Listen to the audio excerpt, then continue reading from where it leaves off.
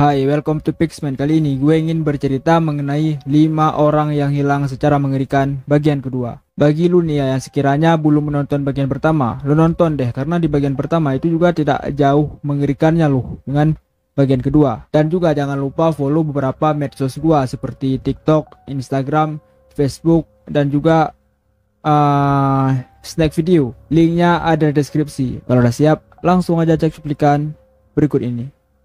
Kelima, Michael Rockefeller. Ini ceritanya bakalan panjang dan panjang banget lah pokoknya, karena mengenai kasus ini banyak teori dan juga konspirasi yang bermunculan bahkan sampai sekarang. Jadi Michael Rockefeller adalah seorang pria asal Amerika Serikat yang lahir pada tanggal 18 Mei 1938. Dia merupakan anak kelima dari gubernur negara bagian New York dan wakil presiden Amerika Serikat bernama Nelson Rockefeller. Dan juga dia merupakan generasi keempat anggota keluarga Rockefeller. Bagi lu yang tidak tahu keluarga Rockefeller, bisa dibilang keluarga terkaya pada zaman itu. Bisa dibilang juga ya, Michael merupakan anak bangsawan yang kaya raya. Dia berkuliah di sebuah universitas Harvard, kemudian lulus dengan predikat cum laude. Di saat kuliah, Michael bergabung ke dalam ekspedisi Museum Arkeologi dan Etnologi Peabody Harvard untuk mempelajari antropologi suku Dani di Lembah Baliem, Papua. Pada tahun 1961, Michael mengikuti ekspedisi di Lembah Baliem. Ketika inilah dia mendengar cerita mengenai suku Asmat. Suku Asmat adalah sebuah suku di Papua Selatan yang terkenal akan hasil ukiran kayunya yang unik. Dan suku ini terbagi menjadi dua. Yang pertama mereka yang tinggal di pesisir pantai, dan yang kedua mereka yang tinggal di pendalaman hutan. Dan pada tanggal 17 November 1961, Michael bersama dengan seorang antropolog Belanda bernama Rene Wessing berencana ingin mengunjungi suku Asmat dengan menaiki sebuah perahu tradisional. Pada saat itu juga perahu yang dinaiki oleh Michael dan Rene tiba-tiba mendadak terbalik akibat ombak yang kuat. Di sisi lain diakibatkan oleh cuaca yang buruk yang menyebabkan perahunya terbalik dan juga terombang-ambing. Di sini mereka berdua berniat untuk berenang dan menepi di pinggiran pantai sambil menunggu bala bantuan. 2 hari setelahnya, yaitu pada tanggal 19 November 1961, bala bantuan masih juga belum menemukan mereka berdua. Di sini kata-kata terakhir yang Michael katakan kepada Rene adalah, "Saya pikir saya bisa melakukannya," dan berenang ke pantai. Setelah mengatakan itu kepada Rene, Michael kemudian berenang ke pantai. 1 hari kemudian, di tanggal 20 November, bala bantuan menemukan Rene tapi tidak menemukan Michael. Di sini Michael dinyatakan menghilang dan pencarian besar-besaran pun dilakukan. Di sini pesawat, helikopter, polisi dan bahkan lebih dari ribuan warga sekitar turun tangan untuk mencari keberadaan Michael. 2 bulan pencarian, tim hanya menemukan sepotong kaki yang masih menggunakan sepatu. Ketika diadopsi, dikabarkan potongan kaki tadi adalah bagian tubuh dari jasad Michael Rockefeller. 3 tahun setelahnya, tepatnya di tahun 1964, secara hukum yang ada di Amerika Serikat, Michael Rockefeller dinyatakan meninggal dunia. Dan setelah kejadian ini terjadi, banyak teori yang bermunculan mengenai kematian Michael, mulai dari tenggelam di pantai sampai dimakan oleh suku kanibal. Tapi 8 tahun kemudian, di tahun 1969, sebuah film dokumenter memperlihatkan sosok manusia Papua yang berkulit putih. Foto ini ditangkap dengan kamera scene kecil saat terjadi perang kanibal. Dan seperti yang lu lihat, di antara barisan suku pemburu berkulit hitam ada seorang pria yang berkulit putih, telanjang dada dan juga berjenggot.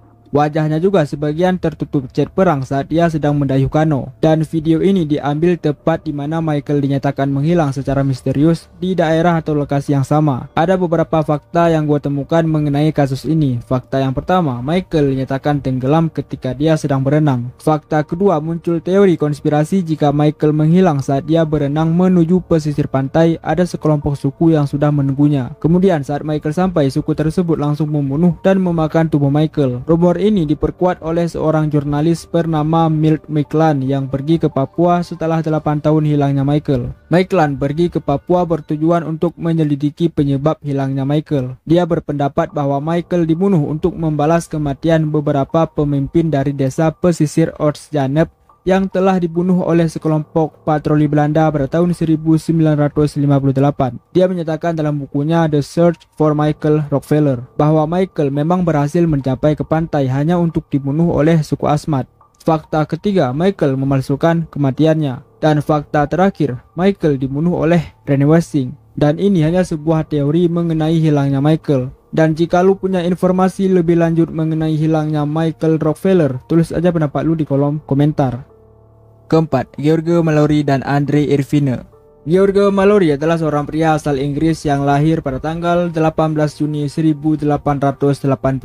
Dia adalah seorang pendaki gunung yang terkenal karena berpartisipasi dalam 3 ekspedisi awal ke Gunung Everest. Bagi lo yang gak tahu Gunung Everest merupakan gunung tertinggi di dunia yang tingginya itu mencapai 8,849 meter. Gunung ini setiap tahunnya akan terus bertambah tinggi dan gunung ini juga berada di Nepal. Nah, kalau tadi gua udah membahas sedikit mengenai George Mallory, sekarang gua ingin menjelaskan mengenai Andre Irvine. Jadi, Andre Irvine adalah seorang pria asal Inggris yang lahir pada tanggal 8 April 1902. Dan Andre juga merupakan seorang pendaki. Nah, sekarang gue ingin balik lagi membahas mengenai George Mallory. Pokoknya nanti gue akan bercerita bagaimana mereka berdua bisa bertemu dan bahkan bisa meninggal. Karena ceritanya lumayan panjang dan juga agak ribet. Karena ini kasusnya mengenai 2 orang yang hilang bersama. Pokoknya lu lihat aja deh sampai selesai. Jadi, ketika George berumur 13 tahun, dia mendapatkan biaya siswa matematika untuk berkuliah di Winchester College. Nah, di saat dia menjadi siswa di sana, ada salah satu guru yang merekrut Mallory untuk jalan-jalan ke Pergunungan Alpen. Pergunungan Alpen sendiri terletak di Eropa dan di sana juga Mallory mengembangkan bakatnya untuk menjadi seorang pendaki. Setelah dia lulus dari sekolahnya, Mallory terus menyempurnakan keterampilan mendakinya di Pergunungan Alpen dan juga di Wales. Dan pada tahun 1919 dia terpilih menjadi anggota dari klub Alpen di Inggris. Di saat itu juga klub Alpen ini berencana untuk melakukan ekspedisi besar pertama ke Gunung Everest. Seperti yang lu tahu ya, Gunung Everest di tahun itu belum ada orang yang bisa menyentuh dan bahkan bisa mencapai ke puncak. Hal ini sangat kesulitan bagi klub Alpen untuk memulai ekspedisi karena ketika itu juga sedang terjadi Perang Dunia Pertama dan Nepal sendiri sangat mewaspadai turis asing yang masuk. Mau nggak mau tim Alpen ini harus melakukan perjalanannya dari sisi utara Gunung Everest, yaitu Tibet. Tibet sendiri adalah provinsi dari Republik Rakyat Tiongkok yang berbatasan langsung dengan Nepal, Bhutan, dan juga India. Nah, pada bulan September tahun 1921, tim Alpen bersama dengan rombongannya mencoba mendaki Gunung Everest. Tetapi pada saat itu juga ada angin kencang yang membuat mereka harus mundur dan ekspedisi awal ke Gunung Everest dinyatakan gagal. 1 tahun kemudian, yaitu di tahun 1922, Mallory dan rombongannya berangkat lagi ke Gunung Everest. Ketika sedang mendaki gunung, beberapa rombongannya berakhir dengan malapetaka ketika rombongannya terjebak dalam longsoran salju yang menewaskan 7 rombongan, dan ekspedisi kedua pun dihentikan dan dinyatakan gagal. 2 tahun kemudian, yaitu pada tahun 1924, ekspedisi ketiga pun dilakukan. Nah, sekarang gua ingin membahas mengenai Andre Irvine. Andre Irvine adalah seorang pria yang lahir pada tanggal 8 April 1902 di Inggris dari sebuah keluarga yang berasal dari Wales dan Skotlandia. Saat remaja dia bergabung dengan studi teknik di Merton College, Universitas Oxford. Di sana dia menjadi seorang pendayung berbakat dan anggota tim kru universitas yang sukses. Di sisi lain juga dia bergabung dengan tim pendaki gunung di bawah kepimpinan Noel Odell. Noel Odell adalah seorang ahli geologi dan pendaki gunung asal Inggris. Di bawah Noel Odell lah Andre ini dipilih untuk pertama kalinya mendaki gunung. Singkat cerita, di ekspedisi ketiga untuk menaklukkan Gunung Everest, Andre terpilih menjadi ekspedisi ketiga Gunung Everest bersama dengan George Mallory. Alasan Noel memilih Andre adalah karena Andre memiliki pengetahuan dan penemuannya tentang alat untuk memberikan oksigen tambahan. Mallory dan pemimpin ekspedisi ketiga tahun 1924 sangat yakin bahwa oksigen tambahanlah kunci menuju ke puncak. Asal lu tahu ya, ketika lu sedang mendaki gunung, lu akan menghadapi kondisi kadar oksigen yang berkurang. Nah, hal ini disebabkan karena udara di dataran tinggi atau pergunungan ditarik oleh gaya gravitasi ke permukaan bumi. Makanya seperti Gunung Everest sangat dibutuhkan tabung oksigen untuk membantu pernapasan. Nah, ketika ini juga George dan Andre bertemu dan makin akrab. Irvine sendiri dikenal oleh rekannya sebagai orang yang ramah dan pekerja keras. Singkat cerita, di ekspedisi ketiga ini, George Irvine dan gerombolan lainnya menuju ke puncak Gunung Everest. Karena ada masalah saat menuju ke puncak, mereka semua memutuskan untuk mendirikan tenda dan memutuskan untuk beristirahat. Di sisi lain juga, tim ekspedisi ketiga memiliki satu kesempatan terakhir sebelum hujan salju lebat di musim panas yang membuatnya terlalu berbahaya untuk didaki. Di waktu ini juga, George Mallory memutuskan untuk melanjutkan pendakiannya, sedangkan rombongan lainnya memutuskan untuk beristirahat. Sebelum melanjutkan mendaki, George memilih salah satu orang untuk melanjutkan pendakian ini, dan orang itu adalah Andrew Irvine. Rekan-rekannya sempat kaget yang Mallory pilih bukanlah orang yang berpengalaman seperti Noel Odell, melainkan pemula seperti Andrew Irvine. Ya udah, kemudian mereka berdua siap-siap untuk mendaki dan gak lupa juga untuk membawa kamera agar ada bukti jikalau mereka bisa mencapai ke puncak. Ya udah, kemudian mereka berdua berangkat tuh menuju ke puncak. Sedangkan Noel dan rekan lainnya melihat Andre dan Mallory sedang mendaki. Seiring berjalannya waktu, perjalanan puncak yang dilakukan oleh Andre dan Mallory semakin tertutup awan yang membuat penglihatan Noel dan timnya menjadi tidak jelas. Dan dalam perjalanan ini, Andre dan Mallory dinyatakan menghilang dan tidak pernah kembali. Setelah Andre dan Mallory menghilang, banyak rumor yang beredar jika mereka berdua meninggal sebelum sampai ke puncak. Beberapa rumor lainnya mengatakan jika mereka berdua berhasil mencapai ke puncak dan meninggal ketika sedang turun dari puncak akibat kelelahan. Dan rumor ini masih terus berlanjut. Beberapa tahun kemudian, setelah Mallory dan Irvine menghilang, ditemukan sebuah kapak es di ketinggian 27.750 kaki yang diidentifikasi milik Andrew Irvine. 66 tahun kemudian, tepatnya di tahun 1999, sebuah ekspedisi yang dipimpin oleh Eric Simpson menemukan jasad Mallory di ketinggian 8.150 meter.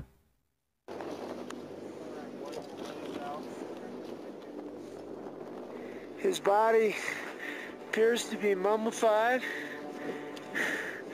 There's rope around his waist. Namun tubuh Irvine tidak pernah ditemukan sampai sekarang. Banyak rumor mengenai jasad Irvine. Salah satu contohnya adalah di tahun 1960 ada seorang pria bernama Sung Jing menemukan jasad seseorang yang terbaring terlungkup dengan kaki mengarah ke atas bukit. Sung Jing percaya jika mayat itu adalah Irvine karena sebelum tahun 1960 tidak ada seorang pun selain Mallory dan Irvine yang hilang di sisi utara Gunung Everest. Kemungkinan besar Sung Jing telah menemukan mayat Irvine. Namun ketika itu Sung Jing hanya melihat sekelas mayat tersebut karena ketika itu dia sedang berjuang untuk turun. Di sisi lain dia ingin melihat mayat ini lebih lama. Apakah mayat itu adalah Irvine atau bukan? Tapi sayangnya adalah Sung Jing tidak pernah bisa menemukan lokasi itu lagi. Dan di tahun 1975 ada sebuah mayat yang ditemukan di 750 kaki, tepat di bawah kapak es oleh seorang pendaki asal Cina, yang kemudian melaporkannya ke dalam bahasa Inggris yang terpatah-patah bahwa dia menemukan orang Inggris yang meninggal. Ketika pria ini mencoba untuk menyentuh pakaian pendaki tersebut,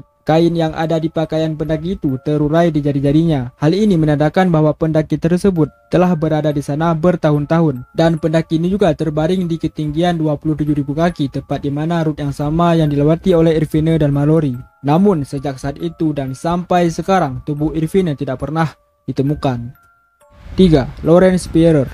Ya, ini mohon maaf ya kalau gua salah nyebutin nama korban karena gua nggak terlalu bisa bahasa Inggris. Lawrence Spearer merupakan seorang wanita yang lahir pada tanggal 17 Januari 1991 di Amerika Serikat. Dia adalah salah satu mahasiswa dari sebuah universitas di Indiana. Jadi ceritanya pada tanggal 3 Juni 2011, dia bersama dengan teman-temannya mengunjungi sebuah bar di pusat kota Bloomington untuk berpesta. Sebelum Lawrence dan teman-temannya berangkat ke sebuah bar untuk berpesta, diketahui ketika malam itu juga, dia dan satu orang lainnya bernama Corey Rossman menghabiskan beberapa jam di apartemennya untuk bermain game. Corey Rossman sendiri merupakan seorang siswa di universitas yang sama dengan Lawrence. Setelah mereka berdua menghabiskan waktunya untuk bermain game, tepatnya pada pukul 2 pagi, Lawrence dan Rossman menuju ke sebuah bar di pusat kota Bloomington untuk berpesta. Di sana mereka bukan hanya berpesta tapi juga menggunakan narkoboy. Menurut saksi mata, mereka di sana hanya menghabiskan waktunya selama 30 menit dan gak lama setelah itu mereka pun cabut dari bar itu. Setelah mereka cabut dari bar itu, Lawrence dan Rossman memutuskan untuk balik lagi ke apartemennya. Setelah mereka berdua sampai ke dalam apartemennya, Lawrence dan Rossman bertemu dengan 4 orang laki-laki yang tampaknya mempermasalahkan cara Rossman menangani Lawrence. Bisa dibilang itu seperti ini. Woi coy, lu bisa jaga cewek gak sih? Kurang lebih seperti itu. Seperti yang udah gue bilang sebelumnya ya, kalau Lawrence dan Rossman ketika itu sedang mabuk. Dan lu sendiri tahulah kalau orang mabuk itu gimana. Karena dikatain seperti itu, Rossman yang kesal kemudian langsung menghajar mereka berempat. Dan perkelahian pun terjadi. Dan salah satu pria meninju wajahnya Rossman. Akibat tinju ini, Rossman mengalami pembengkakan di salah satu matanya dan juga sedikit hilang ingatan. Setelah itu, Lawrence dan Rossman kembali ke apartemennya. Menurut CCTV yang beredar ketika itu juga, setelah mereka berdua tiba di apartemennya, Rossman memutuskan untuk beristirahat. Gak lama setelah itu, teman sekamar Rossman melihat dia membawa Lawrence ke tetangganya yaitu Jason Rosenbaum, yang kemudian menyuruh Lauren untuk tidur di sofanya. Namun, menurut Rosenbaum, Lauren ketika itu juga menolak untuk tidur di sofanya dengan alasan ingin terus berpesta dan setelah itu pergi. Rosenbaum adalah orang terakhir yang melihat Lauren sekitaran pukul 4:30 pagi, yang dimana ketika itu juga Lauren sedang berjalan keluar dari apartemennya, dan kemudian Lauren dinyatakan menghilang. Orang tua Lauren kemudian memberitahu kasus ini kepada polisi, dan polisi juga kemudian langsung menanggapi kasus ini dan juga menginterogasi beberapa orang yang terakhir terlihat bersama dengan Lauren. Polisi lalu menginterogasi Corey Rosman dan juga Rosenbaum secara terpisah. Hasil interogasinya adalah Rosenbaum mengatakan kepada polisi jika dia terakhir melihat Lauren ketika itu sedang berjalan tanpa alas kaki di dekat sudut 11th Street dan College Avenue. Di sisi lain, Rosman mengatakan jika dia tidak ingat apa yang terjadi. Dia hanya mengatakan kepada polisi jika dia dan Lauren sebelumnya hanya berpesta di sebuah bar. Polisi lalu menuju ke bar tempat Lauren berpesta. Di sana, polisi hanya menemukan sepatu dan HP milik Lauren yang tertinggal. Tapi Lauren tidak ada di sana. Karena pencariannya semakin rumit, polisi lalu memutuskan untuk merilis 3 foto. Dan dari ketiga foto itu memperlihatkan salah satunya adalah detik-detik sebelum Lauren menghilang. Sedangkan 2 foto lagi adalah memperlihatkan sebuah truk berwarna putih yang berjalan pada jam yang sama dengan Lauren menghilang. Polisi lalu meminta bantuan kepada siapa saja yang melihat truk ini untuk menelpon polisi. Polisi percaya jika truk ini ada kaitannya dengan menghilangnya Lauren. Karena ketika itu juga, truk tersebut terlihat sedang berputar-putar di sekitaran blok di daerah tempat Lauren menghilang. Beberapa hari kemudian, polisi menerima lebih dari 500 laporan mengenai truk ini. Setelah diperiksa, ternyata truk tersebut tidak ada kaitannya dengan hilangnya Lauren. Walaupun begitu, polisi masih mencari keberadaan Lauren. Bukan hanya polisi di kota Bloomington, tapi juga polisi Universitas Indiana, Departemen Sheriff Kabupaten Monroe, polisi negara bagian Indiana, FBI, dan bahkan lebih dari ribuan warga telah mencari Lauren. Hingga suatu ketika muncul teori terbaru mengenai hilangnya Lauren. Jadi ketika itu polisi menangkap seorang pria bernama Corey Hammersley. Corey Hammersley adalah seorang mahasiswa juga dari Indiana, dan dia merupakan teman dari Lauren. Polisi percaya jika dia terlibat juga atas kasus hilangnya Lauren. Jadi ketika itu polisi menerima laporan dari warga sekitar karena telah terjadi penembakan. Polisi yang mendengar hal ini kemudian langsung menuju ke lokasi kejadian. Ternyata memang benar ketika itu sedang ada penembakan, dan yang melakukan penembakan itu adalah Corey Hammersley. Begitu polisi tiba, Corey kemudian langsung menembak salah satu polisi di sana. Gak lama setelah itu juga polisi berhasil menangkap Corey Hammersley dalam keadaan telanjang. Polisi kemudian menginterogasi Corey dan juga menggeledah tempat tinggalnya. Hasil interogasinya adalah Corey mengatakan kepada polisi jika dia tidak ada kaitannya dengan hilangnya Lauren, dan dia ketika itu baru saja menggunakan narkoboy, lalu mengamuk dan keluar dalam keadaan telanjang dan juga menembaki perumahan dan juga mobil-mobil secara random. Dan hasil penyeledahannya adalah polisi menemukan beberapa narkoboy dan juga beberapa obat-obatan terlarang. Corey kemudian diberikan hukuman penjara selama 24 tahun. Dan ketika sedang berada di penjara, tiba-tiba muncul gambar Lauren di televisi tepat di belakang mereka. Lalu salah satu narapidana yang satu sel dengan Corey mengatakan kepada polisi jika dia tahu kronologinya. Hasil yang polisi dapat dari narapidana tersebut adalah Lauren bisa saja dibunuh dan kemudian mayatnya dibuang ke sebuah sungai di Ohio. Namun walaupun begitu, masih banyak teori dan fakta-fakta lainnya mengenai hilangnya Lauren. Walaupun begitu juga, Lauren sampai sekarang masih belum ditemukan, dan sampai sekarang juga pencarian masih terus dilakukan. Kedua, Jessica Heringa. Jessica Heringa adalah seorang wanita yang lahir pada tanggal 16 Juli 1987. Dia adalah seorang ibu rumah tangga yang mempunyai seorang anak, dan dia bekerja di sebuah pom bensin di Norton Shores, Amerika Serikat.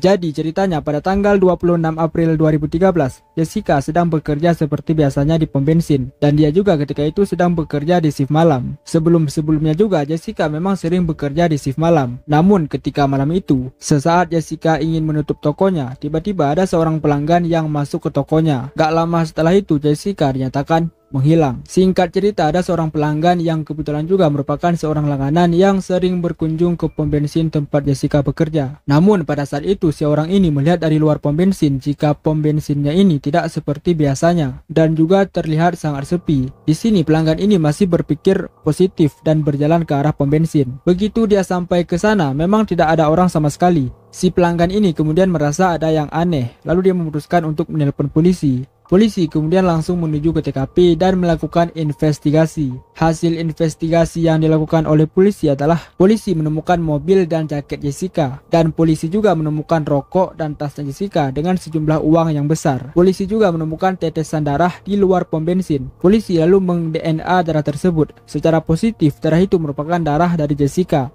Tapi di saat itu polisi tidak menemukan tubuh Jessica. Di sini Jessica dinyatakan resmi menghilang. Tapi sesaat sebelum Jessica dikabarkan menghilang, 2 orang saksi mata sempat melihat sebuah mobil van berwarna perak yang di dalam mobil tersebut ada seorang laki-laki berkulit putih, berbadan besar yang berusia sekitaran 30-40 tahun. Di sisi lain, kamera CCTV juga menangkap mobil tersebut. Tapi tidak ada yang tahu pasti apakah mobil itu ada kaitannya dengan hilangnya Jessica. Polisi kemudian mencari-cari keberadaan Jessica, tapi hasilnya selalu zong. 3 tahun kemudian, polisi melakukan pencarian besar-besaran dan mengajak 75 orang dengan definisi khusus seperti penerbangan, ilmu perilaku, layanan teknis, analisis intelijen, 15 lembaga penegak hukum, dan juga mengarahkan 12.000 personel, tapi hasilnya tetap nihil. Hingga suatu hari pada Mei 2016, polisi menangkap seorang pria bernama Jeffrey Wills dan seorang pria bernama Kevin Bloom yang merupakan sepupu Jeffrey Wills. Jeffrey Wills sebelumnya ingin melakukan percobaan penculikan terhadap seorang gadis bernama Madison Niger, yang ketika itu Madison baru saja pulang dari pesta pada malam hari. Ketika sedang berjalan untuk pulang, Madison bertemu dengan Wills.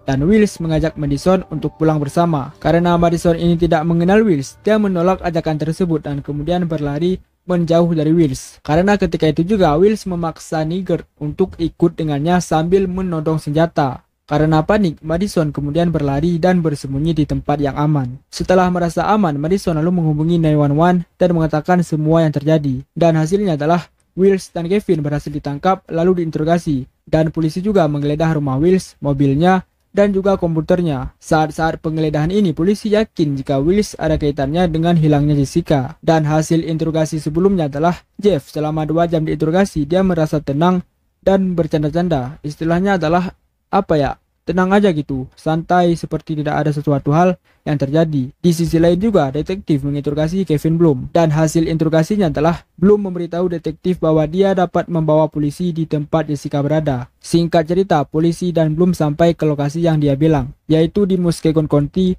tepat di sebelah jalur kereta api tua. Lalu polisi melakukan penyelidikan di tempat tersebut, tapi hasilnya nihil. Bloom kemudian memberitahu polisi bahwa dia dan Wills mengubur Jessica di area itu. Tetapi Wills memindahkan tubuhnya di kemudian hari. Bloom juga mengaku jika dia tidak tahu kemana tubuh Jessica dipindahkan. Dan pada 9 Januari 2018, Bloom diberikan hukuman penjara selama 5 tahun. Kalau di sini 5 bulan kali ya. Sedangkan Wills diberikan hukuman penjara seumur hidup. Karena sebelumnya juga di tahun 1996 dia membunuh seorang gadis berusia 15 tahun. Di tahun 2013 dia membunuh Jessica. Di tahun 2014 dia membunuh seorang wanita. Dan di tahun 2016 dia mencoba melakukan penculikan terhadap seorang wanita, yaitu Madison Niger.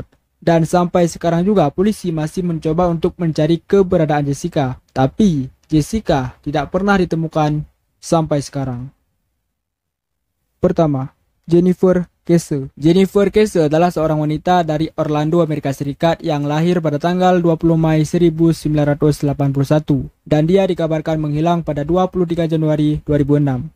Jadi ceritanya gini, sebelum dia dikabarkan menghilang, pada Januari 2006 Jennifer ini baru saja pindah ke sebuah kondominium di Orlando, Florida. Kondominium itu bisa dibilang seperti apartemen, dan kondominium itu dia beli sendiri. Kebetulan juga ketika itu dia baru saja dipromosikan di pekerjaannya, yang dimana dia bekerja sebagai manajer proyek untuk sebuah perusahaan pembagian waktu. Di sisi lain, Jennifer ini juga mempunyai seorang pacar bernama Rob Allen, dan si Jennifer ini sangat cinta dengan pacarnya, dan mereka berdua seringkali bertemu setiap akhir pekan. Nah, kemudian akhir pekan pun datang, dan kejadian ini terjadi 1 minggu sebelum Jennifer dinyatakan menghilang. Setelah mereka berdua bertemu, mereka melakukan perjalanannya ke St. Croix dan bersenang-senang. 1 minggu kemudian, yaitu pada tanggal 23 Januari 2006, setelah Jennifer ini kembali dari perjalanannya, Jennifer ini menelpon ibunya pada saat pagi hari sebelum dia berangkat pergi bekerja. Dan di sore harinya, Jennifer Jennifer ini juga menelpon kakaknya dan juga ayahnya. Lalu di malam harinya, tepatnya pada pukul 10 malam, dia lalu menelpon pacarnya yaitu Rob Allen. Namun ketika teleponan itu mereka berdua sedang tidak baikan. Dan itu terakhir kali Jennifer menelpon pacarnya. Dan keesokan harinya pada hari Selasa tanggal 24 Januari 2006, orang tua Jennifer menerima telepon dari tempat Jennifer bekerja dan mengatakan kepada orang tua Jennifer jika dia tidak masuk kerja hari ini. Orang tuanya yang mendengar hal ini kemudian langsung bergegas pergi ke apartemennya. Ketika orang tuanya tiba di sana, orang tuanya ini tidak menemukan hal yang aneh. Karena ketika itu juga mejanya Jennifer ada beberapa hiasan dan juga baju. Sedangkan kamar mandinya lantainya itu basah dan orang tuanya ini masih berpikir positif. Namun orang tuanya ini sadar jika ponsel, kunci dan juga dompetnya Jennifer itu tidak ada. Dan 2 hari kemudian setelah Jennifer dinyatakan menghilang, tiba-tiba ada satu mobil berwarna hitam yang ditemukan di tempat parkir di kompleks apartemen lain sekitaran 1 mil dari tempat tinggal Jennifer. Dan mobil hitam itu merupakan mobilnya Jennifer. Dan para detektif memeriksa mobil tersebut. Ternyata Jennifer ini tidak ada di sana dan juga tidak ada barang-barang yang dicuri dari mobil tersebut dan juga tidak ada bukti perlawanan. Lalu siapa yang memarkirkan atau membawa mobilnya Jennifer? Sedangkan Jennifer dinyatakan menghilang. Ternyata ada salah satu CCTV kompleks yang merekam kejadian ini. Dan ketika detektif meninjau kejadian ini, mereka melihat seseorang memarkirkan mobilnya sekitaran setengah hari di hari Jennifer dinyatakan menghilang. Orang tersebut pergi ke tempat parkir dan duduk di dalam mobil sekitaran 30 detik dan kemudian pergi. Namun ketika polisi mencoba untuk mengidentifikasi orang tersebut, mereka sempat mengalami penghambatan karena video dari CCTV-nya ini terlalu burik yang mengakibatkan detektif susah untuk mengenali wajah pria tersebut. Ditambah lagi terhalang dengan tiang pagar. 6 bulan kemudian setelah Jennifer dinyatakan menghilang, seorang detektif bernama Joel WRIGHT percaya sebelum Jennifer menghilang ketika itu dia sedang mandi untuk pergi bekerja. Namun ketika sampai di mobil, dia lalu diculik. 10 tahun kemudian pada tahun 2016 Jennifer masih belum ditemukan, tapi dia dinyatakan meninggal dunia oleh negara bagian Florida. Dan pada tahun 2019 ada seorang saksi mata yang ketika itu melihat seseorang sedang membuang sesuatu ke dalam danau yang tidak jauh dari tempat Jennifer dinyatakan menghilang. Dan pada bulan November 2019, polisi setempat lalu mencoba untuk menggeledah danau tersebut dan hasilnya masih nihil. Dan pada tahun 2023 ini pencarian masih terus dilakukan, tapi Jennifer masih belum ditemukan sampai sekarang. Ya, mungkin itu saja buat video hari ini. Bagi lu yang belum lihat bagian pertama, lihat aja deh linknya di deskripsi. Karena nggak kalah mengerikannya loh sama di bagian kedua ini. Dan juga jangan lupa follow beberapa sosial media gua seperti TikTok, Instagram, Stack Video, dan juga Facebook. Oke, mungkin itu saja dan sampai. Ya mungkin itu saja dan sampai jumpa di lain video.